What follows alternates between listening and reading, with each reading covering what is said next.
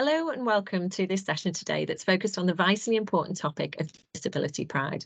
I'm Suzanne Ruart from Empowering People Group, and I'm delighted to be joined today by the brilliant Pat Ashworth, award-winning learning director at AdviserPlus, which is a disability confident leader organisation and part of Empowering People Group. Pat's been an ambassador of disability awareness for many years and is a member of the government's Professional Advisors Group on Disability. She was also involved in the development of the Disability Confidence Scheme and is an instructor of Mental Health First Aid England. So we couldn't have a more perfect person to join us today. Hi, Pat. Hi, Suze, and thanks for that wonderful introduction. Great to have you here today. So let's dive into the questions. So I'd like to start with the big one. What does it mean to be disability confident leader to you personally and also to AdviserPlus as an organisation? I think for us as an organizer, for AdviserPlus Empowering People Group as an organisation, it enables us to draw from the widest pool of talent and to attract and retain a really hardworking and committed and loyal people in our business. And I think for me personally, what I love to see is the impact on employee morale. Because I don't know about you, Suze, but I want to work for an organisation that, number one, cares about its Absolutely. people, but also treats its people fairly.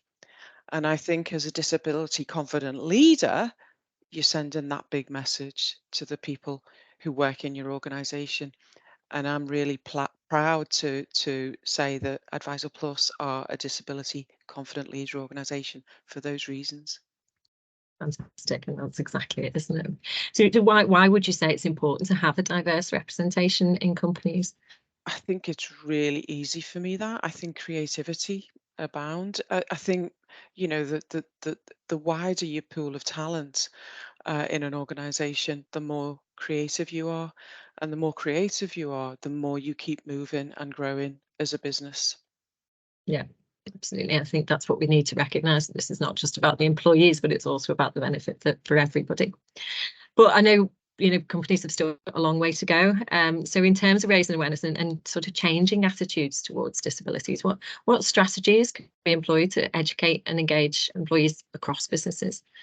I think one of the things that we've done to great effect is a workshop called Raising the Game on disability.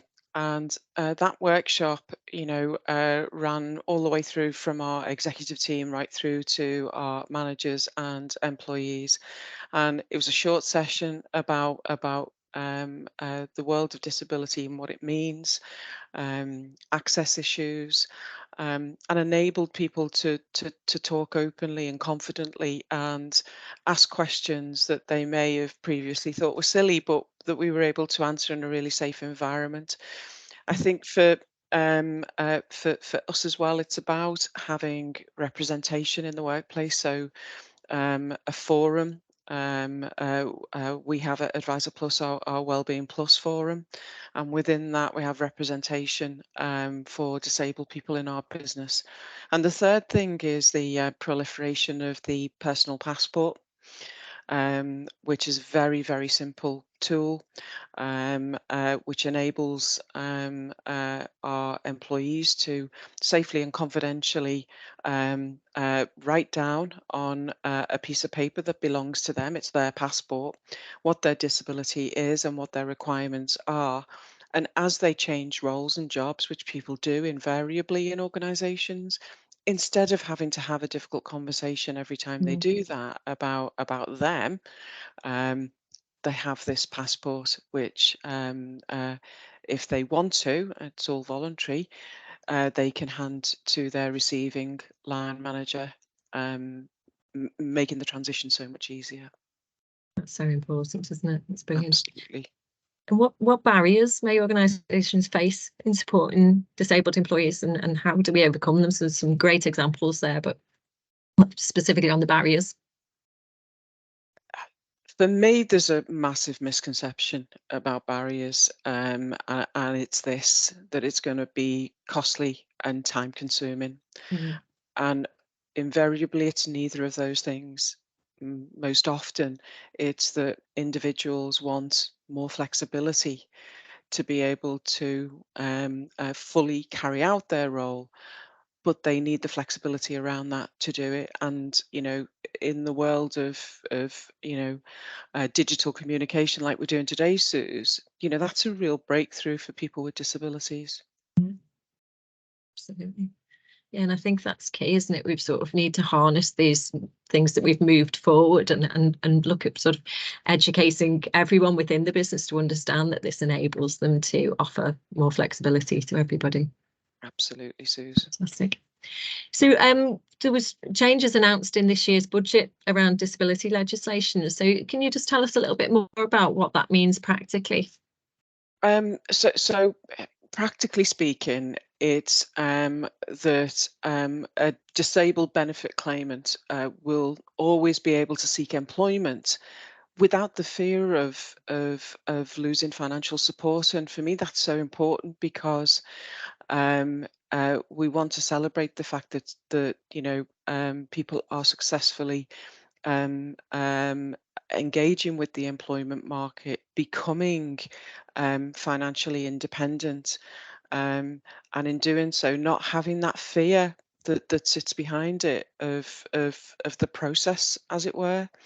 And so, taking that away is much more fairer, number one, and if it helps improve independent living for people with disabilities, then really everybody wins. Yeah, it's a major step forward, isn't it? Brilliant. And we were delighted that AdviserPlus were named highly commended at this year's Disability Smart Awards, such an accolade. So you've covered quite a lot here, but what would be, I guess, your closing advice for other organisations that aspire to be leaders in disability equality?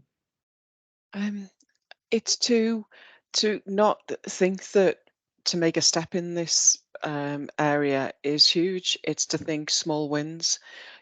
Where do we think we've got gaps, and what small steps could we make to at least start the journey?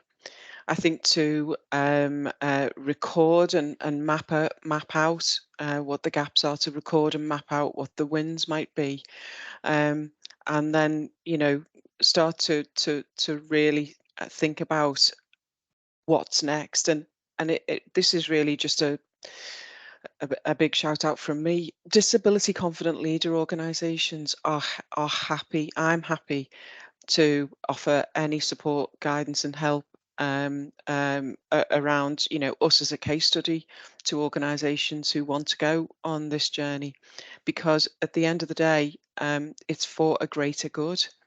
So there should be no scarcity mentality, and we should all be helping each other to improve the world of work and recruitment for people with disabilities.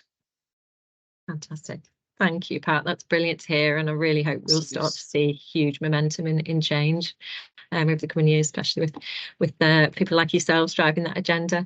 So we'll share some resources at the end of this as well on how people can find out more about the Disability Confidence Scheme and support that you can offer and AdviserPlus can offer too. So thank you so much for your time again today, Pat, and thank you everyone for joining.